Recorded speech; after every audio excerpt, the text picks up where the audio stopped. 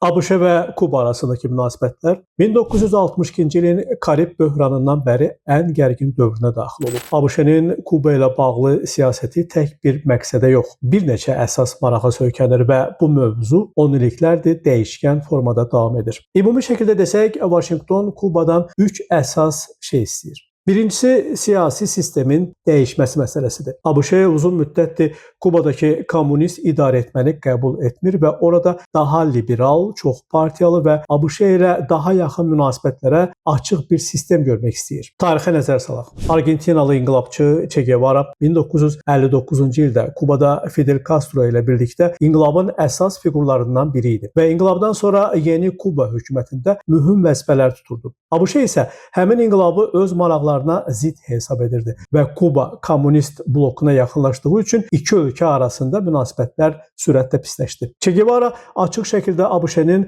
Latin Amerikası siyasətini tənqid edirdi və anti-imperialist mövqeyi ilə tanınırdı. O, Kubanın iqtisadi və siyasi müstəqilliyini qorumaq ideyasını müdafiə edirdi və ABŞ təsirinə qarşı çıxışlar edirdi. ABŞ tərəfi isə Kubaya qarşı iqtisadi embargo tətbiq etdi və eyni dövrdə Kuba hökumətini zəiflətməyə yönəlmiş müxtəlif gizli əməliyyatlar həyata keçirdi. Bu gərginlik 1961-ci ildə Donuzlar körfəzi əməliyyatı və 1962-ci ildə Karib böhranı kimi hadisələrə gətirib çıxardı. Che Guevara 1965-ci ildən sonra Kubadan ayrıldı və başqa ölkələrdə inqilabi fəaliyyətlə məşğul oldu. 1967-ci ildə Boliviyada öldürüldü. Amma ABŞ-Kuba gərginliyi və onun simvolik rolu Latin Amerikası siyasətində uzun müddət davam edən bir qarşıdurma xətti yaratdı. Yəni, əsas hədəf rejim dəyişikliyi ideyası oldu. Baxmayaraq ki, bu termin rəsmi sənədlərdə hər zaman açıq şəkildə istifadə edilmir. İkincisi, regional təhlükəsizlik və təsir məsələsidir.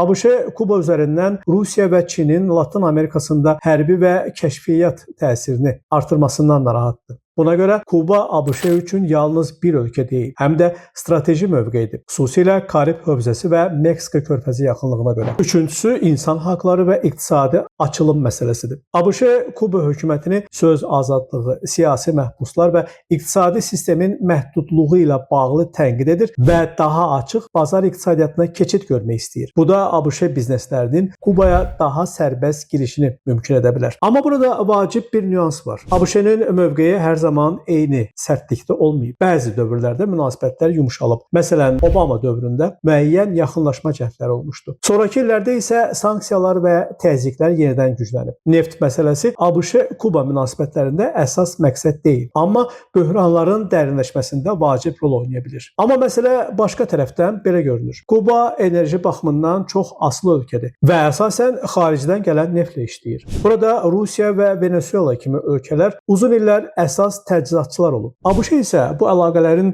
davam etməsini istəmir. Çünki bunu Kubanın və onun müttəfiqlərinin güclənməsi kimi görür. Buna görə də sanksiyalar tez-tez neft daşıyan şirkətləri və ölkələri hədəf alır. Bu, Kubanı enerji baxımından zəiflətmək və onun xarici dəstək kanallarını məhdudlaşdırmaq məqsədi daşıyır. Mövcud vəziyyət artıq yalnız diplomatik qarşıdurma kimi qiymətləndirilmir, həm də geniş miqyaslı iqtisadi blokada və hərbi eskalasiya riski ilə müşahidə olunur. Yanvarın 29-unda imzalanmış 14380 nömrəli icra edici sərəncamla ABŞ Kubanı fövqəladə təhdid kimi elan edib. Bundan sonra Vaşinqton Kubaya neft ixrac edən və ya onu daşıyan ölkələrə qarşı ciddi iqtisadi sanksiyalar tətbiq etməyə başlayıb. Bu addımlar Meksikanın Pemex kimi iri enerji şirkətlərinə də təsir göstərib. Nəticədə Kubada yanacaq qıtlığı yaranıb. Elektrik enerjisində ciddi fasilələr müşahidə olunur və ölkə hökuməti mart ayında rəsmi şəkildə beynəlxalq fövqəladə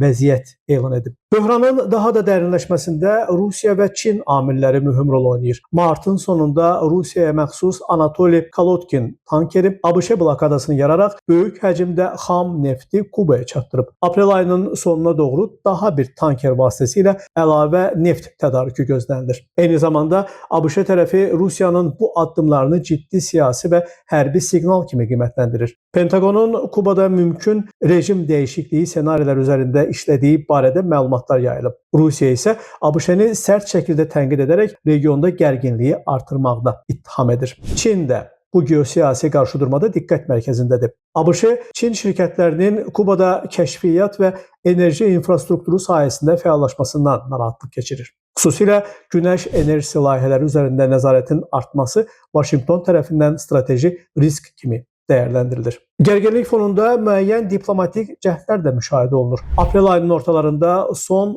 10 il ərzində ilk dəfə ABŞ nümayəndə heyəti Havanaya səfər edib. Tərəflər arasında aparılan qeyri-rəsmi müzakirələrdə ABŞ Kubaya iqtisadi sabitlik üçün humanitar yardım və internet çıxışı kimi təkliflər irəli sürüb. Lakin Kuba rəhbərliyi bu təklifləri suverenliyə müdaxilə kimi qəbul edib və qəbul etməyib. Ümumi vəziyyət göstərir ki, ABŞ Kubaya qarşı daha sərt təzyiq siyasəti yürüdür və bu siyasət regionda Rusiya və Çin təsirini azaltmaq məqsədi daşıyır. Gələcəkdə vəziyyətin daha da gərginləşməsi, xüsusilə hərbi toqquşma riskinin artması istisna edilmir. Bununla yanaşı, tərəflər arasında müəyyən şərtlərlə diplomatik yumşalma ehtimalı da hələ tam itmiş deyil. Görünən odur ki, Kubanın bu gündə həm Che Guevara kimi ideoloji dirəniş ruhuna, həm də Fidel Castro kimi siyasi iradəyə ehtiyacı var. Jalə Rövşən, Namiq Abbasov, Today Press TV.